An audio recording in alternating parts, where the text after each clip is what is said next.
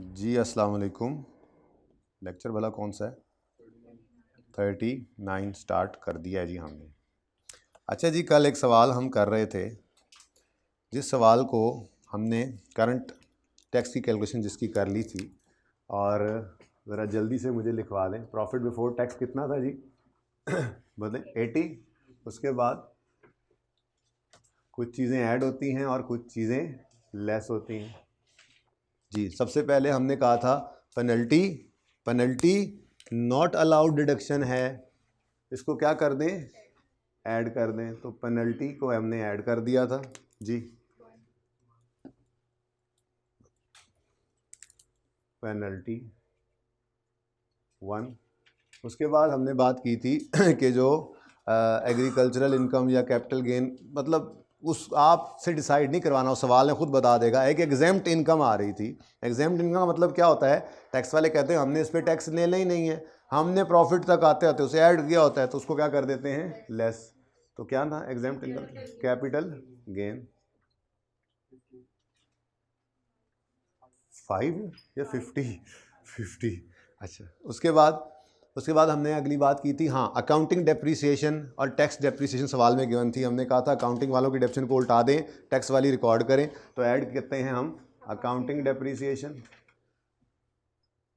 लेकिन ये accounting depreciation property plant equipment की थी ना, और रिवर्स कर देते हैं, लेस कर देते हैं, सॉरी, टैक्स डेप्रीसिएशन जी। कितनी थी अकाउंटिंग डेप्रीसिएशन? 20 की ऐड की थी, और 15 50 की हमें लेस करने को मिल गई। उसके बाद अगली चीज़ क्या आई थी सवाल में? ग्रेचुटी था ना सवाल में। ग्रेचुटी के बारे में क्या रूल है? मैं सवाल भी नहीं ओपन कर रहा, मोटी मोटी बातें याद हैं हमें। ग्रेचुटी के बारे में क्या रूल है? एक्सपेंस को कहते हैं हम रिवर्स करवाएंगे, टैक्स वाले कहते हैं, और आपको एक्चुअल ग्रेचुटी जो पेमेंट है वो रिकॉर्ड करने देंगे एज अ डिडक्शन। तो हम फिर ग्रेचुटी एक्सपेंस को रिवर्स करते हैं, ग्रेचुटी पेड को रिकॉर्ड करते हैं, यूँ बोलना है। अब फिर देखना है एक्सपेंस है तो कैसे रिवर्स करना है, आते आते लेस हुआ तो ऐड करो। इनकम है तो कैसे रिवर्स करना है, आते आते ऐड हुई तो लेस, इस तरह से, ठीक है ना? तो रिवर्स बोला करो। अकाउंटिंग वाले ग्रेचुटी को रिवर्स करेंगे, एक्सपेंस को रिवर्स करेंगे, और ग्रेचुटी पेड को रिकॉर्ड करेंगे। अब ग्रेचुटी एक्सपेंस रिकॉर्ड रिवर्स करना है, तो यहाँ तक आते आते माइनस हुआ होता है ना, तो क्या करते हैं? ऐड। ग्रेचुटी एक्सपेंस कितना जी? 12 का था, और एक्चुअल पेमेंट कितनी थी ग्रेचुटी की? तो ये ग्रेचुटी पेड 10 हमें डिडक्शन के तौर पे मिला। उसके बाद क्या था? लीज था। अब लीज के बारे में हमने परसों एक बात की थी जब आपने छुट्टी की थी, ठीक है? फिर कल दोबारा भी बात थोड़ी सी हुई। परसों वाला लेक्चर लिया था आपसे? दिखाओ ज़रा मुझे रजिस्टर जहाँ पे नोट किया। मुझे समझ नहीं आई, लेकिन किया होगा तुमने, ठीक है। अच्छा, अब ग्रेचुटी, चलो तो फिर आप बता दो हमें। लीज अगर हो, लेसी के केस के अंदर लीज अगर हो, तो हम अकाउंटेंट्स ने क्या रिकॉर्ड किया होता है? और टैक्स वाले क्या कहते हैं? सिर्फ रेंटल। तो फिर यहाँ पे करंट टैक्स में क्या करते हैं? डेफर्ड टैक्स तो मैंने पढ़ाया नहीं ना अभी आप लोगों को। करंट टैक्स में क्या करते हैं हम? ले आया लेक्चर लेके आया जी। तो depreciation of right off use और इंटरेस्ट, इसको हम रिवर्स करते हैं, यानी ऐड बैक कर देते हैं, और हमें टैक्स वाले लीज रेंटल पूरे का पूरा। और है ये टेम्परेरी डिफरेंस, क्योंकि पूरी लाइफ के अंदर हम दो नामों से एक्सपेंस बुक करते हैं, इंटरेस्ट और डेप्रिसिएशन से, और टैक्स वाले भी एक ही नाम से वही वाला एक्सपेंस टोटल रिकॉर्ड करते हैं, वो रेंटल के नाम से कर रहे होते हैं, ठीक है? तो हमने ऐड किया था कल, सारी ऐड किया था डेप्रिसिएशन, बल्कि अकाउंटिंग डेप्रिसिएशन ही लिख लेना, अकाउंटिंग डेप्रिसिएशन, क्योंकि ये अकाउंटिंग वालों की डेप्रिसिएशन होती है। टैक्स वाले तो खैर इसको मानते ही नहीं है एसेट को। ये किसकी है जी? Right of use. कितनी थी? 24। 20 याद था, 4 नहीं याद था। और इंटरेस्ट रिकॉर्ड करते हैं अकाउंटिंग वाले, इंटरेस्ट एक्सपेंस। किसका इंटरेस्ट एक्सपेंस जी? लीज लायबिलिटी का जी, 11.3। ये हमें ऐड करवाते हैं टैक्स वाले, और टैक्स वाले कहते हैं लीज रेंटल आपको अलाउ करेंगे। तो रेंटल पेड, लीज रेंटल, क्या लिखवाया था कल? वही लिख लें, लीज रेंटल ही लिखवाया था ना। चलो जी, लीज रेंटल पेड 30। और भी कुछ था? नहीं, चलो। उसके बाद जी हमारे पास टैक्सेबल प्रॉफिट आ गया था कितना 53.3 और इस 53.3 पे ये क्या आया था जी टैक्सेबल प्रॉफिट। इस टैक्सेबल प्रॉफिट पर सवाल ने हमें बताया था टैक्स रेट कितना है जी 32% लगाया तो टैक्स ये 17.056 क्या है करंट टैक्स एक्सपेंस। ये क्या है जी करंट टैक्स एक्सपेंस। इसकी एंट्री करते हैं CTE current tax expense debit current tax payable credit. अच्छा ये करंट टैक्स को भी असल नाम तो प्रोविजन फॉर टैक्सेशन ही है। उसकी वजह भी यही है कि जो हम एस्टिमेट करते हैं कभी कभी टैक्स वाले लेते हुए चेंज कर देते हैं, लेकिन फिर कभी इस नाम को सीधा कर लेंगे। फिलहाल सीटीई सीटीपी चलने दें, ठीक है। Current tax expense debit current tax payable credit, ठीक है। मोबाइल वाला किधर है आज? मोबाइल वाला नहीं आया, छुट्टी पे है ना मोबाइल वाला। इससे कल यहाँ उसको मोबाइल वापस किया था कल,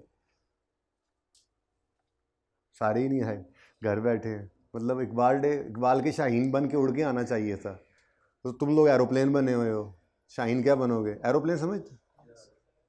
अच्छा नहीं समझते हो, ये जो उड़ते हैं सर आजकल नया ज़माना है, शाहीनों का ज़माना गुजर गया, आजकल एरोप्लेन ही चलते हैं। तो हम तो एरोप्लेन हैं ना। अच्छा जी रिक्वायर्ड क्या था? नोट बनाना था। तो नोट के अंदर एक चीज़ मिल गई है हमें, चाहो तो साथ साथ चाहो तो एंड पे भी कर सकते हैं। एंड पे करें या साथ साथ? एंड पे कर लेंगे। चलिए जी करंट टैक्स निकल आया। अब अगली लड़ाई हमारी किसकी है? डेफर्ड टैक्स की, जिसको कल छेड़ा ही नहीं था। डेफर्ड टैक्स निकालने के लिए हमारी तरतीब क्या है?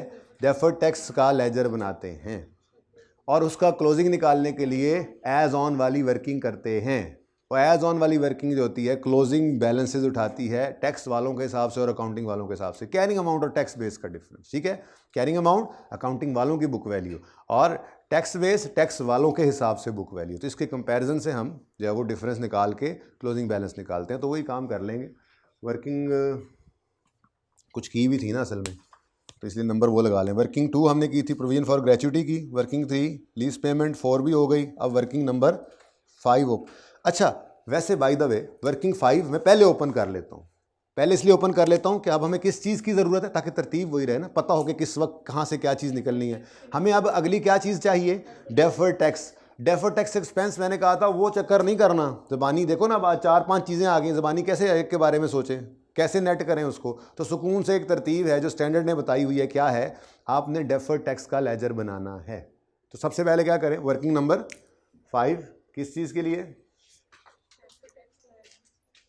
लाइबिलिटी भी हो सकती है, एसेट भी हो सकता है। बस आज अब मेरे ख्याल में हम ये कर ही लेते हैं। वैसे तो इस सवाल में शायद लाइबिलिटी थी, ओपनिंग में भी और क्लोजिंग में भी यही आएगी, लेकिन हम आज से तरतीब सीधी कर लेते हैं, ठीक है। डेफर्ड टैक्स का लेजर बनाते हैं। अब ये डेफर्ड टैक्स लाइबिलिटी भी हो सकती है, एसेट भी हो सकता है। हमें इससे क्या, हमने पिछले 2 दिन में यही चीज़ तो देखी, कंक्लूड की कि डेफर्ड टैक्स लाइबिलिटी का लेजर बने तब भी बैलेंसिंग एक्सपेंस ही निकलता है, एसिड बने तब भी बैलेंसिंग एक्सपेंस ही निकलता है। तो इतना बड़ा मसला नहीं है, ठीक है जी। अब हमें डेफर्ड टैक्स लायबिलिटी का लेजर या एसिड का डेफर्ड टैक्स का लेजर बनाना था, जिससे हमने एक्सपेंस निकालना है। और इसके अंदर हमें ओपनिंग बैलेंस भी गिवन था। ये सारा कुछ उठा लिया था हमने, ठीक है, सारा डाटा उठा लिया था। बस अब क्लोजिंग्स की लड़ाई है। तो डेफर्ड टैक्स का उसने like provision for gratuity, deferred tax liability का उसने ओपनिंग बताया हुआ है। बैलेंस कितना है? 5 पॉइंट। तो ये हम 1 जनवरी कौन सा साल है?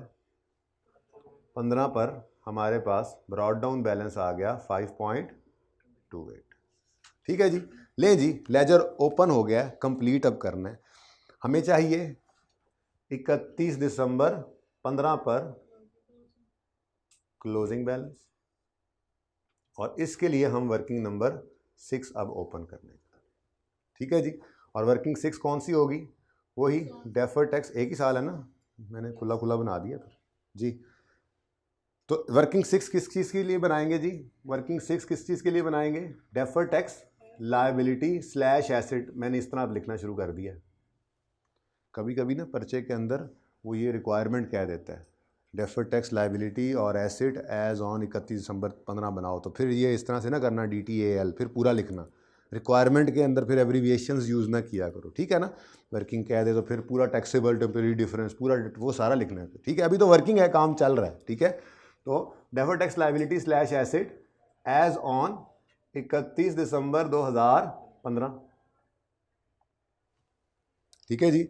इसमें हम carrying amount, tax base, difference और टैक्स लिया करते हैं। ठीक है जी। तो कैरिंग अमाउंट अकाउंटिंग वालों के हिसाब से जो बुक वैल्यू होती है, फिर टैक्स बेस जो टैक्स वालों के हिसाब से बुक वैल्यू होती है, फिर डिफरेंस और फिर टैक्स।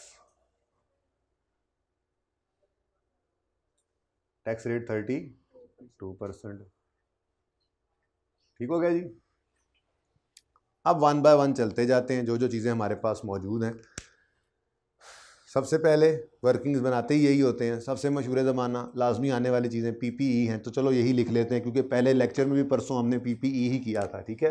तो सबसे पहले प्रॉपर्टी, प्लांट एंड इक्विपमेंट।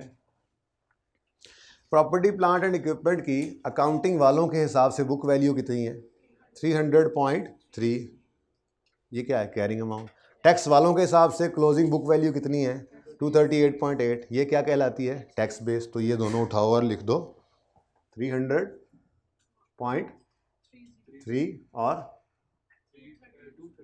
238.8। यानी वो एक डेसिमल तक चल रहा है। चलो अब हमने तो लिख दिया, अब उसी को चलाते हैं। जी आगे चले? नहीं, इसको पूरा कर देते हैं। वैसे अब ना ऑनवर्ड्स, अभी जो मैं अगला सवाल आज करवाऊंगा ना, उसमें भी काफ़ी सारी चीज़ें इसी तरह से होंगी। हम तरतीब ये रखेंगे कि जो एडजस्टमेंट करेंगे ना, जैसे पीपीई का लेजर बनाया तो उसमें से करंट टैक्स में क्या आना है? अकाउंटिंग डेप्शन उलट नहीं है, टैक्स डेप्शन रिकॉर्ड होनी है। फिर डेफर्ड टैक्स में क्या जाना है? क्लोजिंग। तो ये दोनों काम इकट्ठे किया करेंगे। तो आज तो अलग अलग कर लिया ना, आगे से इकट्ठे। ठीक है। अच्छा, अब तरतीब वही पुराने वाली रूल। भाई अगर रिक्वायरमेंट हो तो यहाँ प्रॉपर्टी, प्लांट, इक्विपमेंट लिखना। ओके। अच्छा, रूल क्या है? क्या सिखाया था? 300 फ्यूचर डेप्रिसिएशन है अकाउंटिंग वालों के हिसाब से, और 200 मैं राउंड करके बोल रहा हूँ टैक्स वालों के हिसाब से। यानी फ्यूचर में कोई बोल दे, कोई बोलना पसंद करेगा? हाँ, नहीं नहीं, ये तो बहुत छोटी बात है, लंबी बात कौन करेगा? कोई है लंबी बात करने वाला? फ्यूचर में लंबी सी बात मैंने की थी, जो लिखवाई थी, वो कोई बोल सकता है अपने अल्फाज में, कोई रट्टे की ज़रूरत नहीं है। कुछ बच्चे देख भी रहे हैं। हाँ, थोड़ा सा और बढ़ाओ बात को।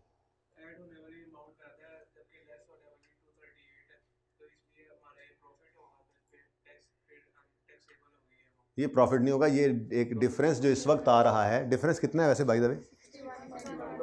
61.5। अच्छा जी, मैंने इस तरह बोला था, पूरी बात बोला करें ताकि ये याद भी रहे, क्योंकि एक आधी दफ़ा ऐसे भी आई कि आपने कह दिया था ज़रा बता दो, फिर ज़रा डिस्क्राइब कर दो। ये बातें जो है ना, कैलकुलेशन नहीं, इसको डिस्क्राइब कर दो, तो वही बात लिखनी भी आनी चाहिए। ठीक है। तो मैंने क्या कहा था आपको? अकाउंटिंग वाले 300 फ्यूचर में डेप्रीशिएट करेंगे, टैक्स वाले 200 डेप्रीशिएट करेंगे। अकाउंटिंग वालों की डेप्रीसिएशन फ्यूचर में ज़्यादा होगी, टैक्स वालों की कम होगी। अकाउंटिंग डेप्रीसिएशन करंट टैक्स की वर्किंग में ऐड होती है, टैक्स डेप्रीसिएशन लेस होती है।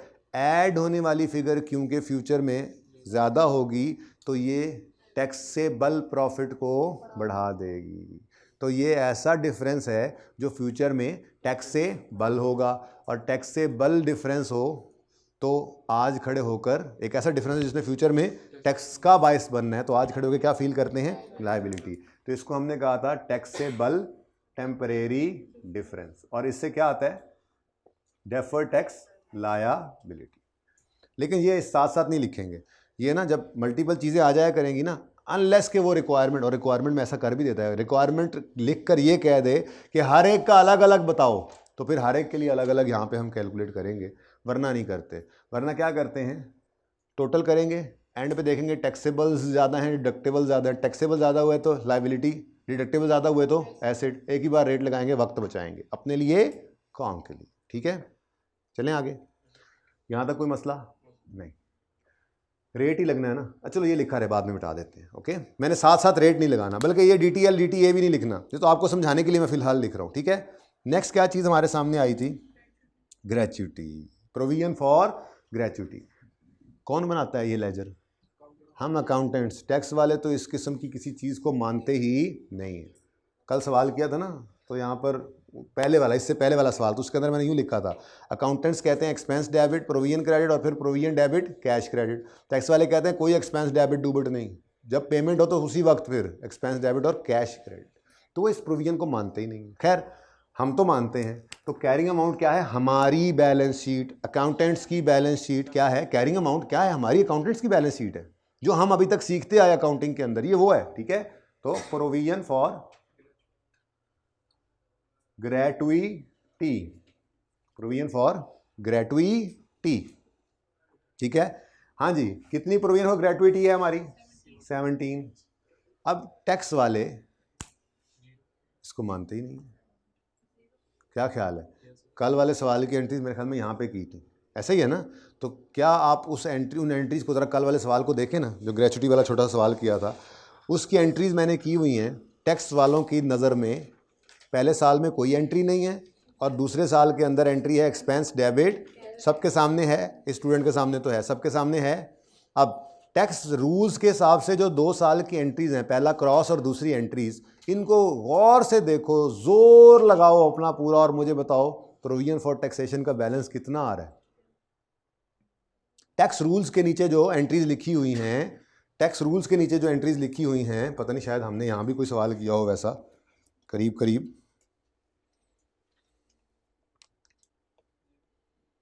नहीं तो कर लेता हूं मैं जल्दी से। कौन सा सवाल था? नंबर 4, ये वाला सवाल था। ये इसका लेजर मैंने बनाया था, अच्छा आई थिंक, है ना? तो मैंने यूँ लिखवाया था, IFRS के तहत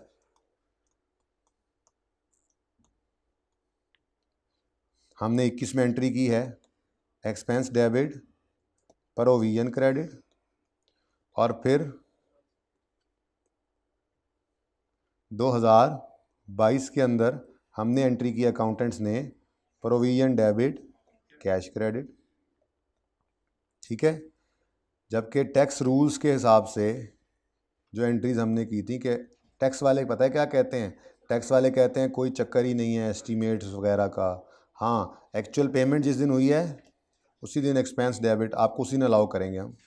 तो अब मुझे बताओ, मैं ये कह रहा था असल में, ज़बानी कहने की ज़रा जसारत कर बैठा था कि आप लोग अपने रजिस्टर्स को खोल लें, कि इन एंट्रीज़ को देखकर कोई बच्चा मुझे बता दे प्रोविजन का कितना बैलेंस है पहले साल के एंड पे। हम कहाँ खड़े, कहाँ हैं हम इस वक्त? यहाँ खड़े हैं, यहाँ हम 31 दिसंबर 2021 पे खड़े हैं यहाँ पे इस वक्त।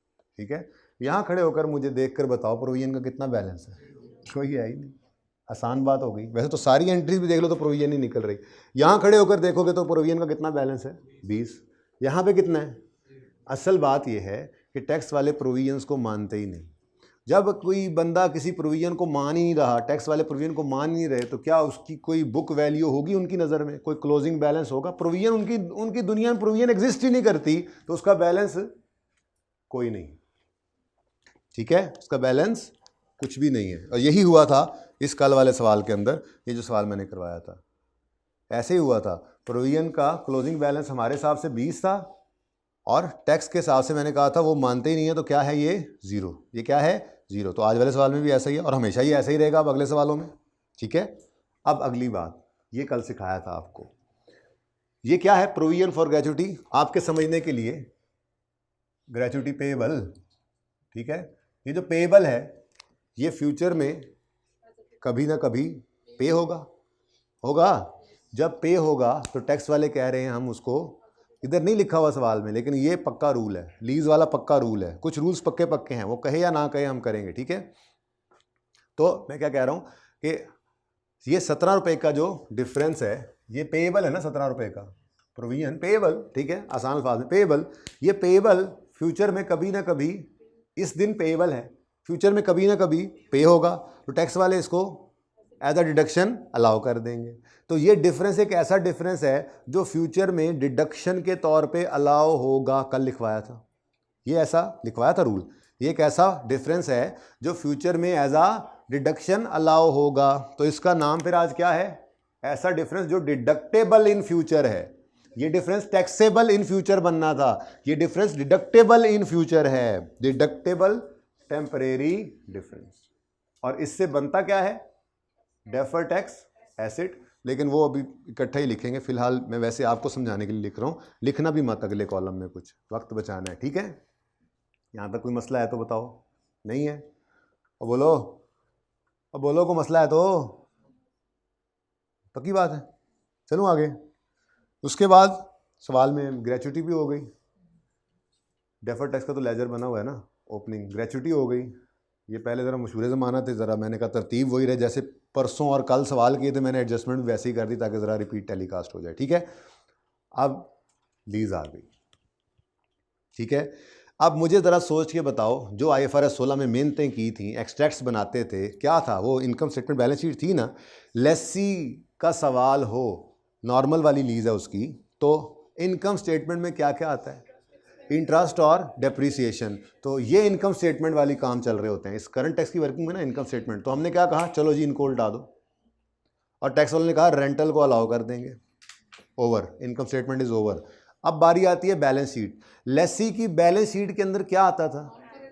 Right off use, lease liability, current non current अलग करते थे लेकिन यहां इकट्ठा कर देंगे। ठीक है, और एडवांस का सवाल होता था तो इंटरेस्ट पेएबल भी। ठीक है, अब हम अपने सवाल के अंदर आते हैं। मतलब अगर मैं कहूं, वैसे करना नहीं है ये, लेकिन अगर मैं कहूं कि आप मुझे बैलेंस शीट बना दें, इनकम स्टेटमेंट तो आपने बना दी ना, ये ऐसे ही ज़रा एडिशनल काम है, बल्कि चलो एंट्रीज कर लेते हैं। IFRS के हिसाब से आपने पहली एंट्री करनी है right off use debit, lease liability credit 120 से। उसके बाद पहले दिन पेमेंट हो गई, lease liability debit, cash credit 30 से। उसके बाद हाँ 15 का एक्सपेंस 16 के आगे नज़र आ रहा है, तो हमने क्या क्या एंट्री की थी? Interest expense debit, interest payable credit, कितने से जी? 11.3 से। और चौथी एंट्री, हाँ जी, depreciation expense debit, accumulated depreciation या राइट ऑफ यूज भी क्रेडिट, एक्यूमुलेशन ही क्रेडिट करते होते हैं हम। ठीक है जी, और लिख दे भाई जी, कितनी डेप्शन निकाली थी हमने? 120 डिवाइडेड बाय 5 करके 24। ठीक है जी, ये एंट्रीज हम करते होते थे, याद है? बिल्कुल नहीं करनी पर्चे के अंदर। तो इन एंट्रीज को देखते हुए मुझे बताओ, इनकम स्टेटमेंट आपने जो बनाई थी प्रॉफिट एंड लॉस अकाउंट, उसके अंदर आप क्या लेकर गए थे? इंटरेस्ट एक्सपेंस और डेप्रीसिएशन एक्सपेंस।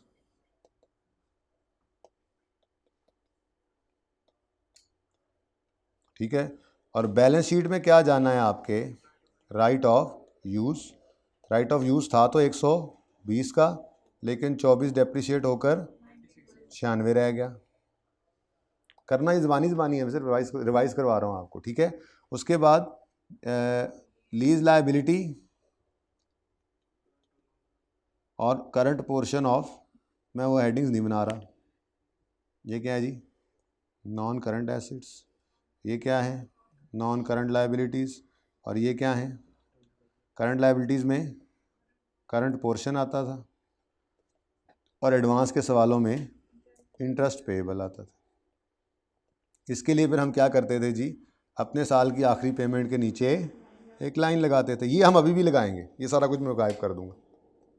ठीक है, तो लाइन से नीचे 18.7 ये करंट और 71.3 नॉन करंट। 18.7 और 71.3, और एडिशनल चीज़ क्या आती थी? 11.3। कुछ याद आया? भूलना नहीं चाहिए था। ठीक है ना, अब ये सारे काम नहीं करने हैं। मैंने तो ये कहा था कि प्रॉफिट एंड लॉस के अंदर अकाउंटेंट्स ने ये रिकॉर्ड किया होता, रिवर्स कर दो, रेंटल उन्होंने अलाउ कर दिया। और हम अकाउंटेंट्स ने बैलेंस शीट में राइट ऑफ यूज़ भी रिकॉर्ड किया हुआ है। ठीक है, एक क्या चीज़ है? Right of use. दूसरी क्या चीज़ है? Lease liability. तोड़ी हुई है तो क्या हुआ? करंट हो चाहे नॉन करंट हो, है तो टोटल लीज लायबिलिटी ही। इस टॉपिक के अंदर हम करंट नॉन करंट को इकट्ठा करके लिखेंगे, क्योंकि देखो हम क्या कर रहे हैं, इधर देखो, हम बैलेंस शीट बना रहे हैं।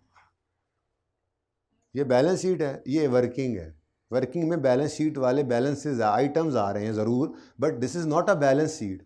वो तो IAS 1 की रिक्वायरमेंट थी, मजबूरी थी करंट नॉन करंट को अलग करना। ये कोई IAS 1 की हम बैलेंस शीट बना रहे हैं, तो यहाँ पर आके फिर हम सहूलत की तरफ जाएंगे, लाइन ज़रूर लगाएंगे, और ये काम भी करेंगे ताकि हमारी रिवीजन हो, हमारा पुराना पढ़ा हुआ गायब ना हो। हम यूँ कर देंगे लाइन लगाकर, जी ये करंट है और ये क्या है, नॉन करंट है, लेकिन दोनों को शो करेंगे अपनी वर्किंग के अंदर कैसे, ऐड करके। तो इसका मतलब ये काम तो गया हो करंट टैक्स के अंदर। अब ये काम के अंदर आपने 3 चीज़ें आपको जो है वो प्रेजेंट करनी है अपनी वर्किंग में, ठीक है। वो क्या है, right of use, lease liability और इंटरेस्ट पेएबल। लेकिन ये इस तरह से नहीं करना कि पहले बैलेंस शीट बनाने बैठ जाएं, ये तो आपको समझाने के लिए था, आपके सामने जस्ट ये वर्किंग ज़रूरी थी, जस्ट ये वर्किंग है, ठीक है। अब इसी वर्किंग से आपने देखना है, कोई और चीज़ नहीं आई तो ये राइट ऑफ यूज़ है और इसकी डेप्रिसिएशन 24 है। तो सबसे पहली चीज़ जो हमें यहाँ पर लिखनी है वो क्या है, right of use, right of use. लेकिन यहाँ वर्किंग एग्जामिनर को शो करनी पड़ेगी आपको, कितना जी, ठीक है जी। उसके बाद अगली चीज़ आप क्या, ज़हन के अंदर अब ये चल रहा है कि लेसी की बैलेंस शीट में राइट ऑफ यूज़ आता था, लिख दिया, इसने एक्वायर किया ना प्लांट, और लेसर की अकाउंटिंग इसमें नहीं है, मतलब IAS 12 में नहीं आती, ठीक है, बस लेसी की है, लेसर की नहीं है, ओके, नहीं है सिलेबस में, नहीं है, बस यही है जो आप आज पढ़ लेंगे, बस यही है। अब इसमें एडजस्टमेंट मुश्किल हो सकती है, लीज चली आ रही हो, बीच में कोई साल हो सकता है, ऐसी एडजस्टमेंट्स हो सकती हैं, बाकी लेसी ही है, ठीक है, नॉर्मल वाली ये लीज है सामने आपके। अच्छा, तो दिमाग में क्या चल रहा है, राइट ऑफ यूज़ आता है, लिख दिया हमने बैलेंस शीट में जो बुक वैल्यू आती है। दूसरी चीज़ जमाई लिए बगैर बताएं, लीज लायबिलिटी आती है, और लीज लायबिलिटी के लिए हम क्या करते थे, अपने साल की पेमेंट के नीचे आखिरी वाली के नीचे लाइन लगाते थे, और ये करंट और ये नॉन करंट। लेकिन अब इस वर्किंग में दोनों को क्या कर दो, यानी ये भी उठा सकते हैं, लेकिन तरतीब नहीं तोड़ी, क्योंकि सारा IFRS 16 ये काम करते हैं, तो ये ना हो कि आप फिर कहीं को नई चीज़ आ गई, नई चीज़ नहीं है, वही है, ये करंट और ये नॉन करंट दोनों को इकट्ठा करके लिखना है यहाँ पे बस। तो लीज लायबिलिटी आ गई, लीज लायबिलिटी, नजर तो आ रहा है ना सही, लीज लायबिलिटी, करंट पोर्शन है 18.7, नॉन करंट है 71.3। कोई बच्चा पर्चे में डायरेक्ट यहाँ पर लिखे 90, बिल्कुल सही होगा, कोई गलती नहीं है, मैंने सिर्फ कंसिस्टेंसी को बरकरार रखा है, ब्रेक नहीं किया, ठीक है जी। कितना, 90 का लायबिलिटी आ रही है 90 की, और चूंकि एडवांस का सवाल है तो बैलेंस शीट में इंटरेस्ट पेएबल भी आता था, कितना आएगा 11.3, 15 के साल का इंटरेस्ट 16 के सामने, तो इंटरेस्ट पेएबल आ गया, ये भी लायबिलिटी है, कितनी 11.3।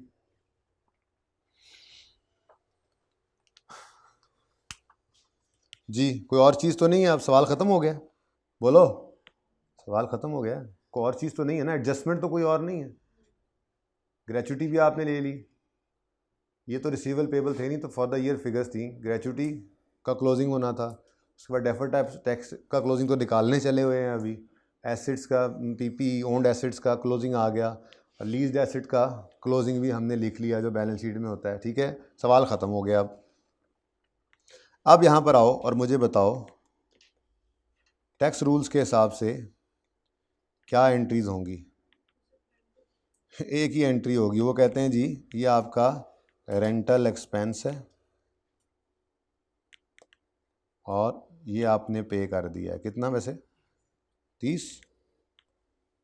अब आप उसी तरह से इन एंट्रीज़ को देखकर बताओ टैक्स वालों की नज़र में राइट ऑफ यूज़ कितना आ रहा है, अच्छा लीज लायबिलिटी कितनी आ रही है, अच्छा इंटरेस्ट पेएबल कितना आ रहा है ही नहीं ऐसी कोई अकाउंटिंग, बहुत 20-22 दिन इन्होंने नहीं पढ़ा IFRS 16, इसलिए इन्होंने ज़िंदगी आसान रखी हुई है, हमारी ज़िंदगी में मुश्किल है, हमने right of use, lease liability, interest payable record किया है। टैक्स वालों के, टैक्स वाले तो इस लीज़ को लीज़ मानते ही नहीं है, वो कहते हैं ये एक रेंटल एग्रीमेंट है, आपने किराए पे एसेट लिया हुआ है, क्यों, क्योंकि वो सब्सटेंस ओवर फॉर्म की तरफ नहीं जाते, वो कहते हैं भाईजान किदे ना आए एसेट, बैंक दे ना आए, बैंक दा ही है, तुसी किराए ते ले आया है, चलो चुप। अल्टीमेटली बात वही हो रही है हमारी अकाउंटिंग में भी, ठीक है, तो हम सब्सटेंस ओवर फॉर्म को लेते हुए वो पूरी अकाउंटिंग कर रहे थे, वो कहते हैं भाईजान कोई चक्कर नहीं है, ये रेंटल एग्रीमेंट है, किराए पे लिया हुआ है आपने। तो इस पूरी इन सारी एंट्रीज में से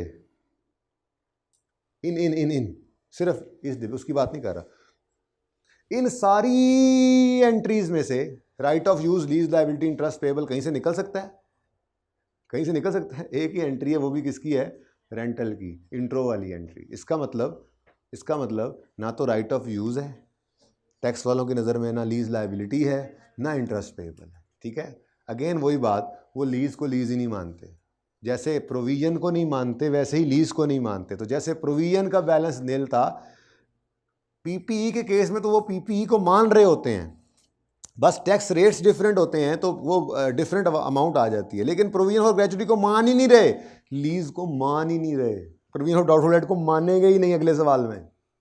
तो हम क्या कर सकते हैं फिर, कुछ भी नहीं है। इनकी टैक्स बेस क्या है, 0, 0 एंड 0।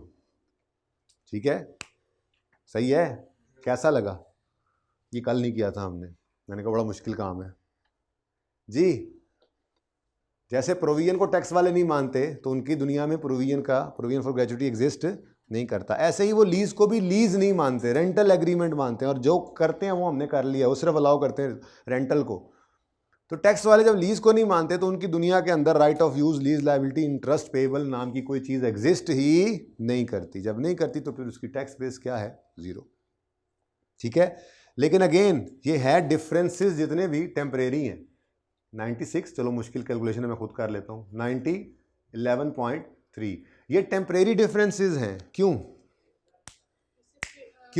देखो हमने ये 96 डेप्रिसिएशन कह के ख़त्म करना है, और ये इंटरेस्ट और प्रिंसिपल भी रेंटल के नाम से, मतलब हमने क्या किया था, वही याद करो, सवाल दूर नहीं है, सवाल मैं दिखा देता हूँ। हमने क्या किया था, हमने भी 300 का एक्सपेंस बुक किया था, right of use Aahista Aahista डेप्सिट होकर ख़त्म हो जाता है। ठीक है, और इंटरेस्ट रिकॉर्ड हो जाता है। ठीक है, हमने ये एक्सपेंस 300 का बुक किया, उन्होंने भी ये एक्सपेंस 300 का बुक किया, लीज थी ही 300 की। ठीक है, यहाँ से जो काम छुपा दिया था, जो इसकी अगर बात करें तो ये कहानी कितनी है। ठीक है जी, ये 300 किराया है, हमने वो 300 का किराया जो था, 300 का किराया जो था वो ऐसे बांटा कि हमने इंटरेस्ट अलग किया और प्रिंसिपल को अलग कर लिया, था वही 300 का किराया ही। ठीक है, तो ये टेम्परेरी डिफरेंस ही था, हम डेप्रिशिएट कर करके इंशाल्लाह उसको ख़त्म कर लेंगे थोड़े अरसे में, और वो लोग रेंटल दे दे के इसको अलाउ कर देंगे एज आ डिडक्शन। तो यहाँ थे हम। ठीक है, तो इसका मतलब डिफरेंसेस तो ये टेम्परेरी ही हैं, क्योंकि डेफर्ड टैक्स जो है ना, वो परमानेंट डिफरेंसेस की डिस्टॉर्शन रिमूव नहीं कर सकता। ये आज इंशाल्लाह सवाल के अंदर आने लगा, क्योंकि इस सवाल के अंदर 2 परमानेंट डिफरेंसेस हैं, 2 परमानेंट डिफरेंसेस हैं। कौन कौन से, पेनल्टी भी परमानेंट डिफरेंस है और एग्जैम्प्ट इनकम भी परमानेंट डिफरेंस है। कभी भी टैक्स नहीं लगेगा, कभी भी अलाउ नहीं होगी एज अ डिडक्शन जी। ठीक है, अच्छा अब अगली बात करते हैं, रूल्स लगा लें। ठीक है, रूल्स लगाते हैं। राइट ऑफ यूज क्या है, एसेट है। ये 96 की बुक वैल्यू फिर क्या बताती है, फ्यूचर की डेप्रिसिएशन। क्या बताती है वो, ये ओन्ड एसेट है तो ये लीज्ड एसेट है, ओन्ड एसेट, लीज्ड एसेट, फर्क क्या पड़ता है, उसकी भी डेप्शन है, इसकी भी डेप्शन है। ठीक है ना, तो रूल तो वही लग जाना है जैसे, लेकिन हम तो दोबारा पढ़ेंगे।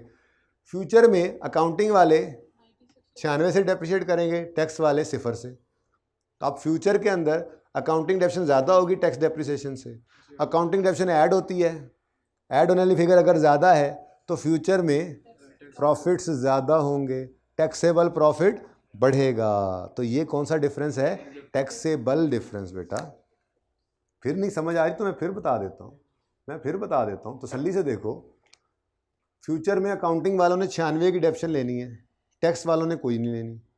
अकाउंटिंग डेप्शन क्या होनी है, ऐड, टैक्स माइनस, तो ऐड होने वाली फिगर ज़्यादा।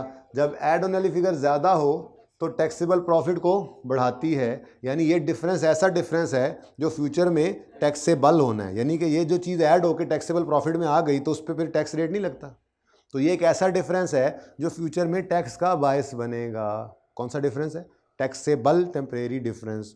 और अगर ये ऐसा डिफरेंस है जिसमें फ्यूचर में टैक्स का बायस बनना है तो हमें आज लायबल फील करना पड़ेगा। तो वो रूल तो वही है, टैक्सेबल डिफरेंस से डेफर्ड टैक्स लायबिलिटी, ये 2 ही हैं चीज़ें। या डिफरेंस टैक्सेबल है फ्यूचर के अंदर, या डिफरेंस जो आज आया टेम्परेरीली ये फ्यूचर में डिडक्टेबल। तीसरा कोई ऑप्शन नहीं है, या टैक्सेबल है या डिडक्टेबल है। अगर टैक्सेबल है तो लायबिलिटी बननी है, आज लायबिलिटी बनाओ, और अगर फ्यूचर में डिडक्टेबल है तो आज एसेट बनाओ। बात समझ में आती है ना? फ्यूचर में टैक्सेबल है तो टेंशन है, बोझ है, लायबिलिटी बनाओ। अगर ये डिफरेंस फ्यूचर में रिडक्शन के तौर पे लाओ है तो आज एंटाइटलमेंट है, एसेट बनाओ। जी समझ आई है बेटा? नहीं समझ आई? आप क्या समझ नहीं आया? राइट ऑफ यूज क्या है? एक एसेट है, ठीक है। इस एसेट ने फ्यूचर में डेप्रीशिएट होना है। अकाउंटिंग वाले कितना डेप्रीशिएट कर रहे हैं? 96। टैक्स वालों के हिसाब से ये एसेट कितना है, तो ये कितना डेप्रीशिएट करेंगे?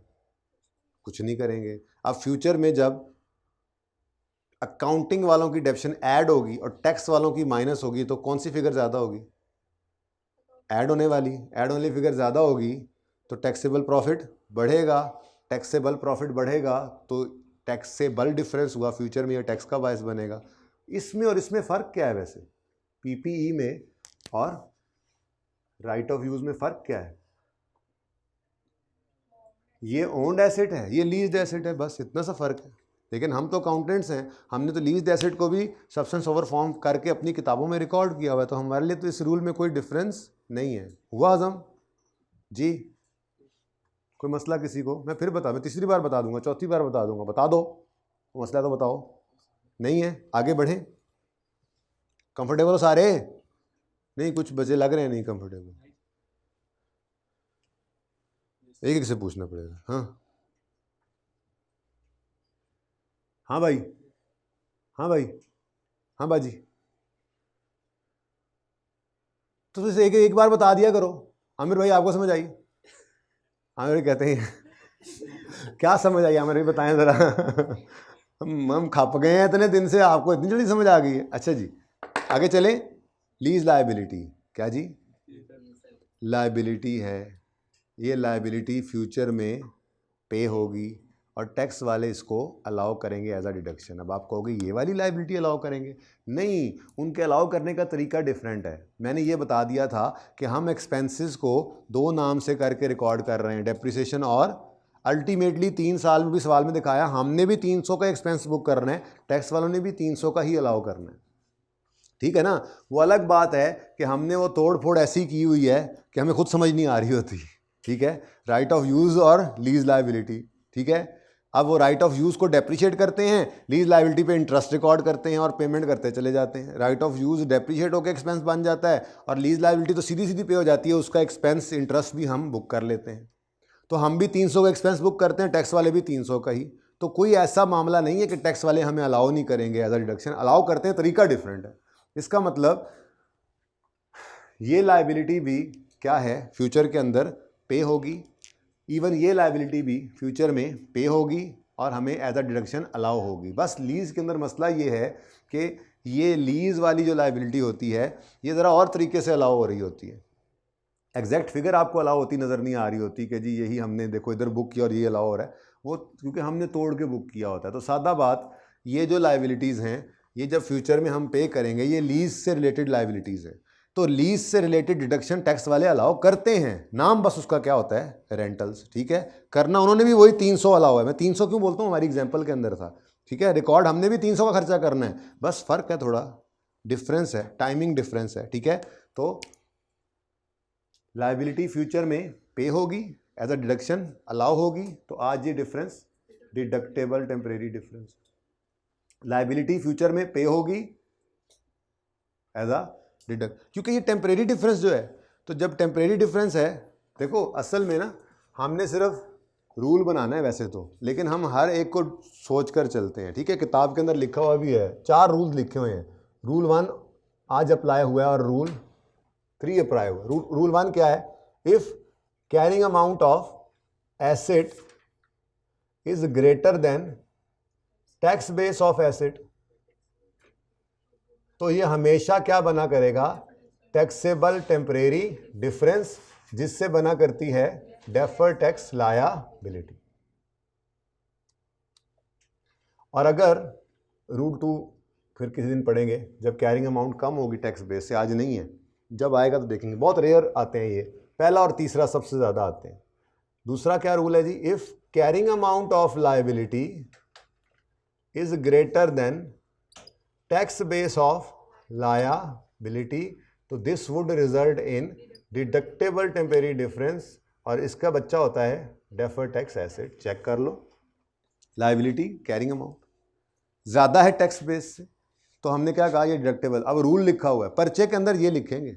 अभी तो हम हर चीज़ को समझ समझ के चल रहे हैं, समझेंगे भी सही है, कहीं वो लिखने का ना कह दे, लेकिन पर्चे को जब करेंगे सवाल करते हुए और उसने अगर एक्सप्लेनेशन नहीं मांगी हुई तो हम पर्चा शुरू करते ही ये रूल्स लिख लेंगे। अभी तीसरा और दूसरा और चौथा भी आ जाएगा, पहला और तीसरा तो आज लगा है, ठीक है।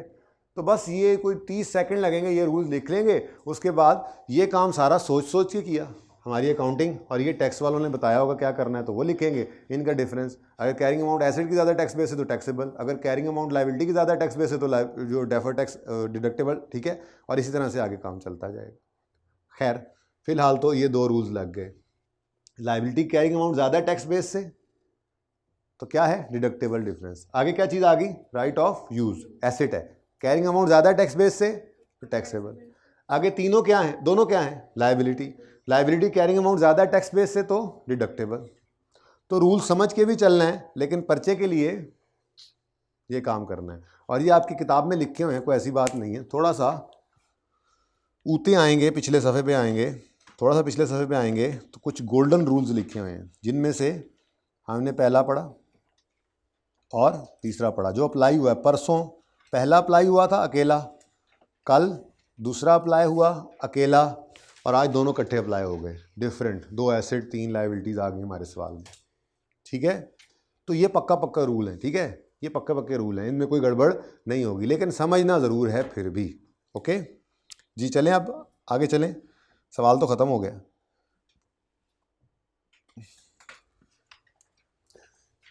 जी, डिडक्टेबल टेम्परेरी डिफरेंस से आता है deferred tax asset, deferred tax asset. ये सिर्फ आपको याद करवाने के लिए, वरना ये अलग अलग ना लिखने, ना इन पे अलग अलग हमने परसेंटेज लगानी है, क्योंकि बच्चों हमें उसने कहा था नोट बनाओ, उसमें जाना है डेफर्ड टैक्स, और डेफर्ड टैक्स का क्लोजिंग चाहिए इस वर्किंग से, वो एक ही फिगर है। उसने नहीं कहा अलग अलग बताओ, तो हम भी अलग अलग नहीं बताएंगे, ये टाइम सेव करेंगे। अब सिंपल सी कैलकुलेशन है, ना समझ आए तो बता देना। टैक्सेबल और टैक्सेबल, डिडक्टेबल और डिडक्टेबल, नेट करें कौन से ज़्यादा लग रहे हैं, टैक्सेबल वाले, टीटीडी ज़्यादा है या डीटीडी ज़्यादा है, नेट कर, ऐसे करें ना, कैलकुलेटर पकड़े ना, कैलकुलेटर में किसी एक को पॉजिटिव रख के चल पड़े। 61.5 पॉजिटिव अगर है तो फिर इसको -17 प्लस 96 -90 -11.3, वेरी सिंपल। 39.2 पॉजिटिव आया, नेगेटिव, तो पॉजिटिव तो आप टैक्सेबल को लेकर चले थे ना पहले, तो सही है, बस ध्यान से ज़रा देख लेना। लो जी, ये क्या आ गया जी, टैक्सेबल टेम्परेरी डिफरेंसेस। अब ये इकट्ठा ही निकल आया है, ठीक है, तो इस इकट्ठे के ऊपर आपने 32% लगाना है। आंसर क्या आ रहा है, 12.544 डेफर्ड टैक्स लायबिलिटी आएगी, क्योंकि टैक्सेबल डिफरेंसेस पर जब रेट लगेगा तो क्या निकलता है जी, लायबिलिटी। टैक्सेबल डिफरेंस जो हुए, जो फ्यूचर में टैक्स का बायस बनेंगे, तो आज खड़े होकर फिर आपको टेंशन होगी कि वो लायबिलिटी, हमें आज आप लायबल फील करेंगे तो लायबिलिटी बुक करेंगे, ठीक है। अब 12.544 क्लोजिंग बैलेंस आ गया, और अगला काम क्या करते होते हैं हम, अब balancing figure deferred tax expense की निकालते हैं, और इस तरफ आ रही जी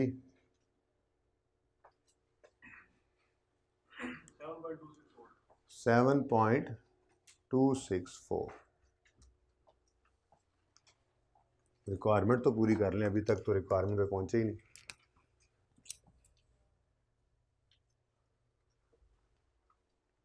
floor and tiles limited,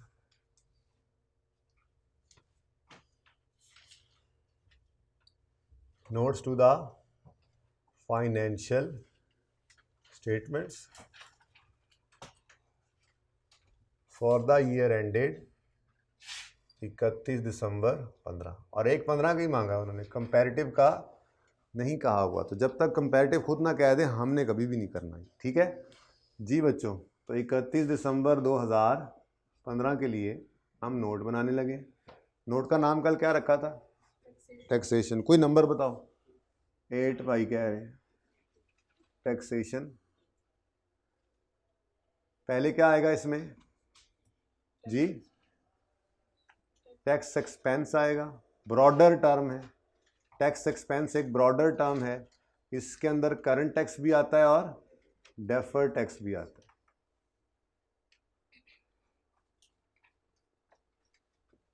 current tax expense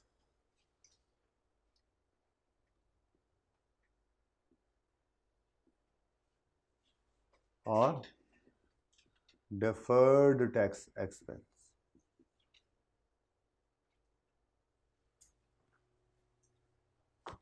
दोनों निकले हुए हैं, चेक करो। पहले ये 17.056 क्या एंट्री होगी? Current tax expense debit, current tax payable credit. Expense debit तो मतलब एक्सपेंस बढ़ रहा है, पॉजिटिव साइन के साथ लिखो इसको 17.056। ठीक है जी। ये आपने 6 पे रोका है या ये रुका यहीं पे था?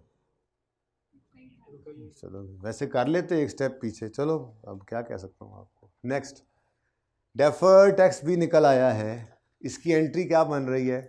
डेफर्ड टैक्स लायबिलिटी या एसेट का अकाउंट क्रेडिट हो रहा है और deferred tax expense debit. Expense debit मतलब एक्सपेंस बढ़ गया, एक्सपेंस का बढ़ना पॉजिटिव साइन के साथ 7.264। टोटल कितना आ गया? 24.32 एग्जैक्ट। अब ये यहाँ से उठकर आपको पता है कहाँ चला जाता है? प्रॉफिट एंड लॉस के फेस पे पीबीडी में से लेस हो जाता है tax expense.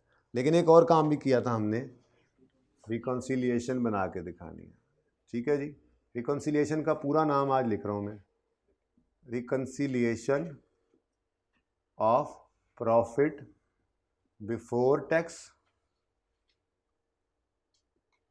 With tax expense. Reconciliation of profit before tax. पर्चे में ये पूरा लिखना है, नोट आए तो।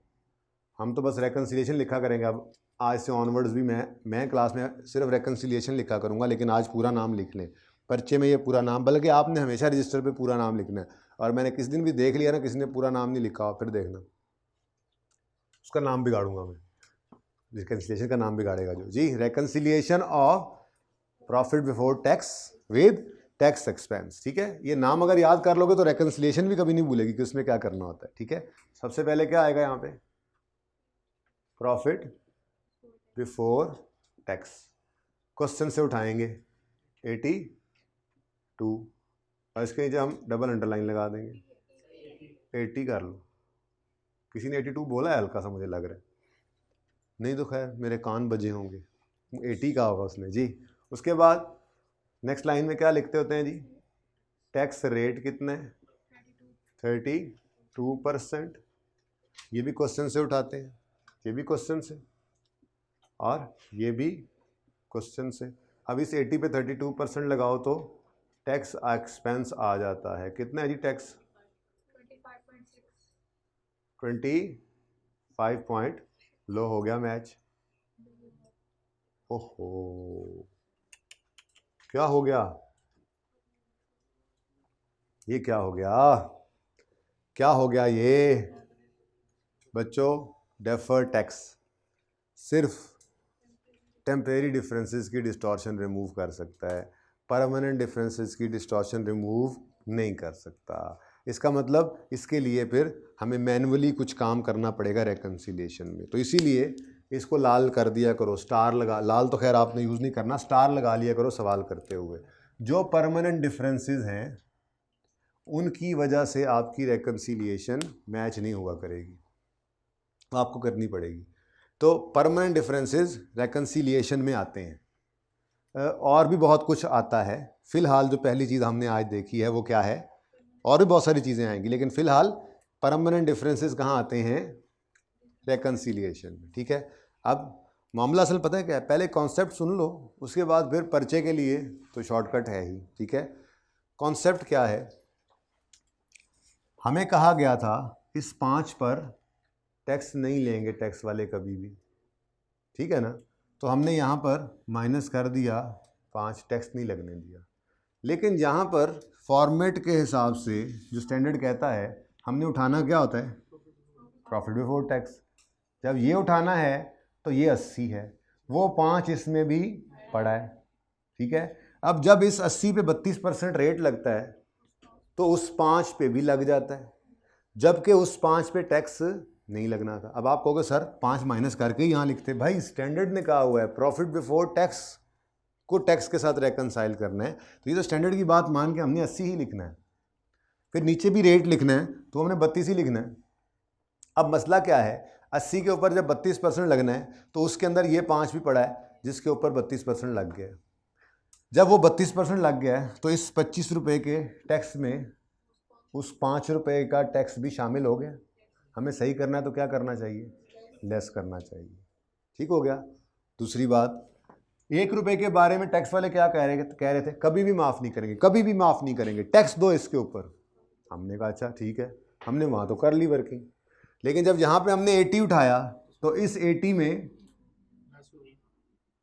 पड़ा था, एक पड़ा नहीं था, इसमें इस तक आते आते माइनस हो चुका था। तो इसका मतलब इस 1 रुपये पर जो टैक्स लगना था वो टैक्स लगने से रह गया। 5 पे टैक्स गलत लग गया, 1 पे टैक्स लगने से रह गया, तो 5 रुपये का टैक्स माइनस करेंगे, 5 रुपये का टैक्स माइनस करेंगे और 1 रुपये का टैक्स ऐड करेंगे। कॉन्सेप्ट समझ आ गया? बस अब इसके बाद इसको साइड पे रख दो। पर्चे में क्या करना है, पर्चे में क्या करना है, ये वर्किंग के अंदर add penalty less capital gain है ना, तो यहाँ पे भी आपने क्या लिखना है, add penalty less add penalty. वैसे पूरा लफ्ज़ यहाँ पे होता है, लेकिन चलो पहला दिन दूसरे सवाल में लिख देता हूँ पूरा लफ्ज़, फिलहाल यहाँ पे होता है, वैसे पूरा लफ्ज़ होता है टैक्स इफेक्ट ऑन पेनल्टी, लेकिन फिलहाल ऐड पेनल्टी और लेस, पर्चे के लिए बता रहा हूँ, कैपिटल गेन। आपने यहाँ नहीं सोचना क्या हो गया क्या होना था, बस करंट टैक्स की वर्किंग में वो सोच चुके हैं, तो यहाँ से उठाएं इसको, क्योंकि इस सोचने में बहुत टाइम लगेगा, गलती के चांसेस भी बहुत हैं। सिंपल, पेनल्टी ऐड हो रही है, ऐड, कैपिटल गेन लेस हो रहा है, यहाँ पे लेस। हाँ, अब थोड़ा ध्यान रखने वाली बात क्या है, पेनल्टी है 1 रुपये की और कैपिटल गेन है 5 रुपये का, ये पूरे ऐड लेस नहीं कर देने, ये तो अमाउंट है, हम इस वक्त टैक्स को सही करना चाह रहे हैं, तो इनके ऊपर टैक्स का रेट लगाकर फिगर लेनी है आपने, तो इंटू 32% इंटू 32%। जी आंसर बताइएगा, 0.32 ऐड हो गया और 1.60 एग्जैक्ट, हाँ वही माइनस हो गया।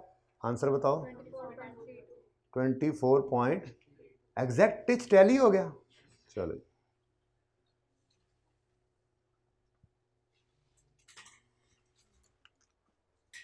ठीक है जी, कर लें आप पार्ट 2, आपने भी इशारा कर दिया, कर लें शुरू।